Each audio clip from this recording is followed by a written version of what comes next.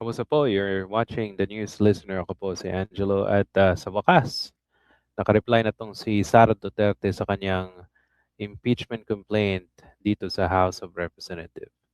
Okay, so ayon mismo kay Representative uh, Congressman Ridon.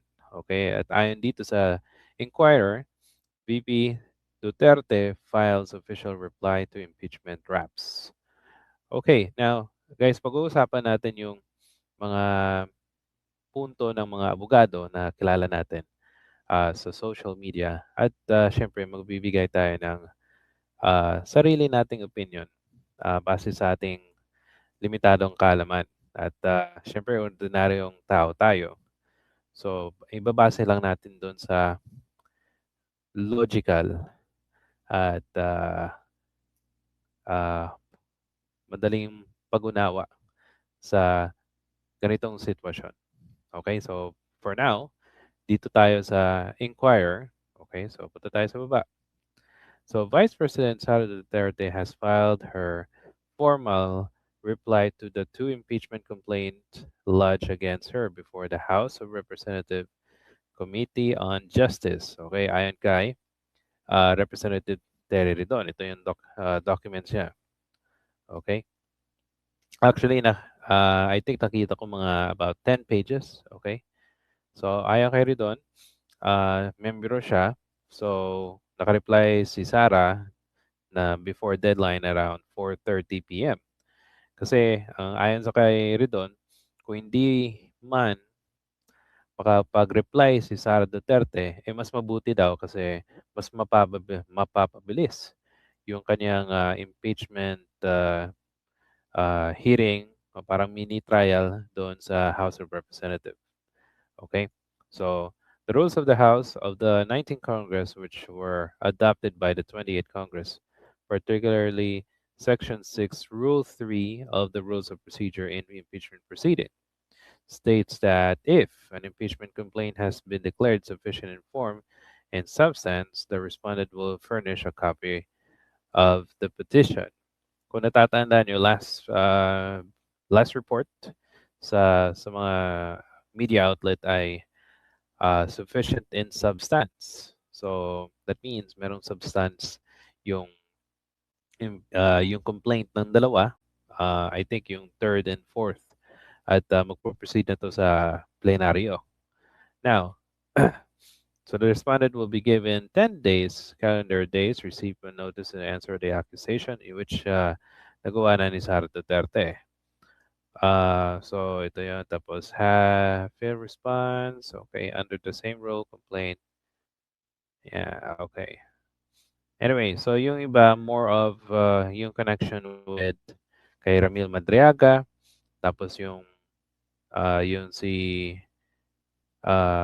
Madriaga ask yung ombudsman para imbestigahan yung mga corruption, which is napaka-laking akusasyon, di ba? Ni Madriaga kay Sara Duterte, which nagtutugma yung mga numbers in terms yung na-deliver yung pera sa saka at doon sa 125 million pesos. Okay? Now, ayon sa impeachment, yung reply ni Sara Duterte is consolidated verified answer ad cautelum. Okay? So dito, naglabas siya ng maraming, at least, how many ito? 20, ang dami oh. Yan. So I think halos 67 point, like yung numbers, okay na yung kanilang explanation. So, just to shorten it, guys, so pupunta tayo kay Attorney Jesus Falces, okay? Kasi sa kanya ko nakita yung balita. So sabi dito, breaking news, Sara Duterte filed a consolidated answer at Cautelam with the House. With the title alone, sure ako na i-question nila yung jurisdiction sa Supreme Court. Nako, wag niyong subukan. Ang, di ba, ang Korte Suprema ay ayon sa kanila, mali yung proseso at nag-fall siya sa 1 year bar rule, which is that makes the previous daw na impeachment is unconstitutional kahit yung kanilang desisyon ay napakalaking kontrobersiya, di ba? So, ang ginawa ng House of Representatives ay finalo nila yung request ng Korte Suprema. Now, yun ang ginawa ng House of Representatives, di ba? Now, ito yung reply ni Sara Duterte. Then, ayon kay Attorney Falses, yung ad cautelam means as a precaution. So, kanila sa mga lawyers daw, ayon sa kanila, append to this Latin word in petition or motion or answer to signify that they're willing to find out of caution, but reserve the right of questioning the jurisdiction. So that means, si Sara Duterte, ika-question naman yung jurisdiction ng impeachment complaint. Unlike yung last time, yun ang ginawa nila sa pagpasa ng jurisdiction. Kasi ang nangyari, one-third yung boto last year at yung fast track. Okay? At once one-third yung nakuha ng House of Representatives na boto, na fast track yan last year. Okay? At doon ang jurisdiction na pinagsasabi ng kampo ni Sara Duterte. Now, ngayon, parang yun ang gagawin nila dito sa House of Representatives. Ayon kay Attorney Jesus Valsis. Ang sole power ng House of Representatives ay act as prosecutor. Okay?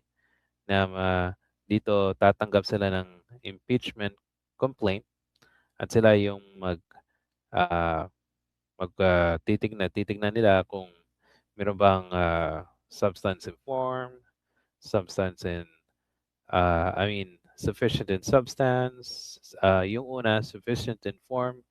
Yung ikalawa, sufficient in substance. Sila yung gumagawa ng ganyan. So that means, trabaho ng House of Representatives na dapat hindi na kina-question ni Sara Duterte yung jurisdiction. O, di ba? Punta tayo sa taas. Okay, hindi natin babasahin to, napaka haba. So, but we'll just go with the summary na lang. So, ayon sa kanya, as predicted, she is questioning the jurisdiction of the House, is moving for dismissal of the impeachment complaint primarily based on allegations. Sabi niya, violation of due process. So, kine-question naman ni Sara Duterte yun. Yung ikalawa, unequal or double standards in how House handled President impeachment versus sa kanya. So, ang sinasabi dito, mukhang sinasabi na ni Sara Duterte yung House of Representatives ay double standards daw. Kasi parang mas mas pabor yung kay Bongbong Marcos, mas madali na na-dismiss kaysa sa kanya. At yung number 3 is the absence of ultimate facts, which yun ang kina-question niya dahil ang sabi ni Sara Duterte ay kaya daw humihingi ng documents si Representative Chel Jokno dahil daw wala talagang matibay na ebidensya, which in fact napakaraming evidence kahit dun sa hearing ng House of Representative a year ago, di ba? So, itong mga argumento na to, ayon sa kanya, and para sa akin sa pagkaintindi ko, mahina talaga. Kaya dapat ituloy. Napunta tayo kay Attorney Mel Santamaria, uh, uh, Dean Mel, okay? Ang kanyang opinion in terms of ang sagot ni Sara Duterte. So, babasahin natin. As I've read the answer at cautelum of Sara Duterte, in my opinion, it does not merit any reply from the prosecution. So walang reply ang mukhang yun ang ginagawa niya. To do so, will you just wait a waste of time? Ganun pa man, ang epekto ng hindi pag-file ng reply ay automatic. Automatic na pag-convert na rin ng sa mga depensa na inaladaan sa answer. Para bang sinabi ng di magpag-reply ganito. Hindi na sasagutin ang sagot mo kasi hindi naman totoo ang alleged mo diyan. Okay, so yung first impression niya is that the answer confused the ultimate facts from evidentiary facts. Yun ang kina-question ni Sara Duterte, wala daw ultimate facts. Okay, there are difference. Halimbawa, sabi ni Dean Mel, basta sinabi mo ito, kinuha ni Marta, example kinuha ni Marta ang pera ni Pedro na hindi kanya na naghahalagang 10,000 pesos. Ultimate fact yan.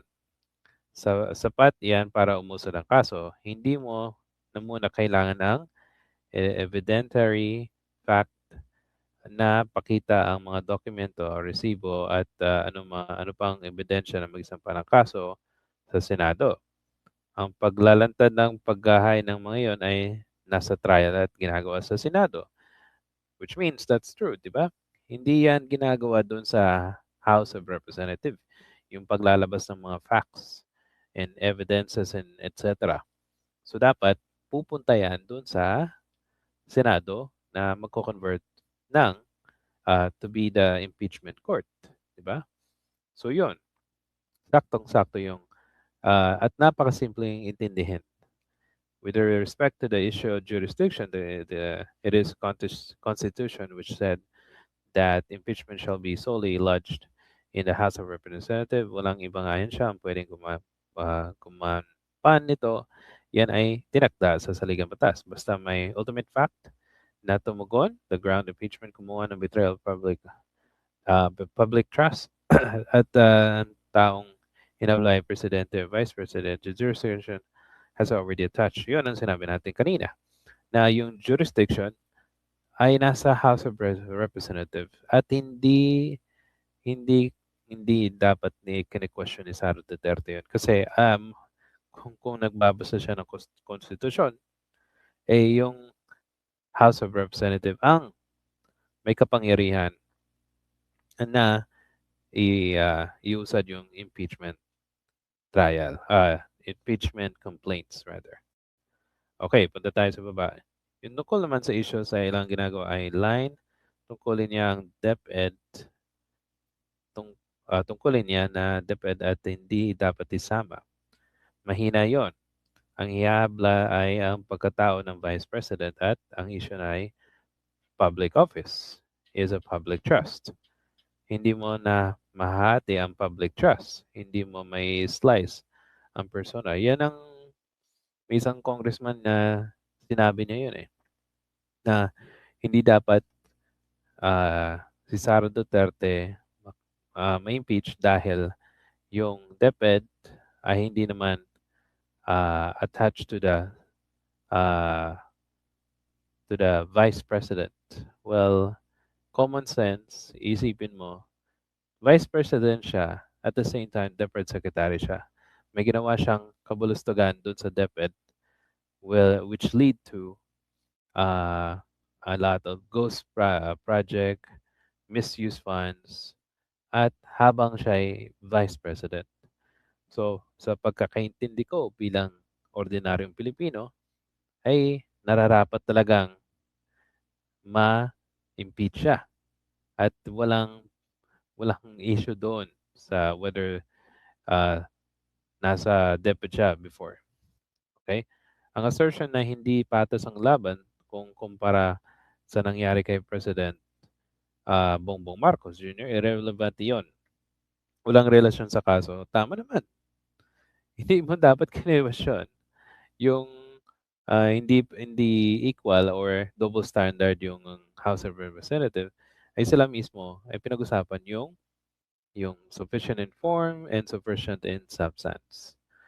Yung hindi pag-authenticate ng evidence ni Mariaga ay mayroon issue ng credibility sa trial na yon. Okay, yes, of course, di ba? Kasi yung mga impormasyon na kailangan na makuha kay Madriaga ay mangyayari yun sa Senado, hindi sa House of Representatives. Dapat na ah, dapat masampa na sa Senado. Kung acquit, then acquit. Kung makonvict, then convict. Yan ang opinion ni Dean Mel Santamaria. And by the way, just to say it again, I think yung House of Representatives can have ask documents and information para masuportahan yung kanilang yung impeachment complaint laban kay Sara Duterte. Okay, so yan na po guys, yung reply at imaginein mo sa sinabi pa ni Sara Duterte na double standard yung House of Representatives. Hindi niya ba naisip yung kanyang sarili nung sinabi niyang double standard? O yan. Yes, that's something to think about. Okay, salamat po sa panonood. Kung nagustuhan niyo po ang ating video, paki-hit po ng like and subscribe button. And kung may komento po kayo, paki-comment po sa comment section. Salamat and I'll see you sa susunod na video.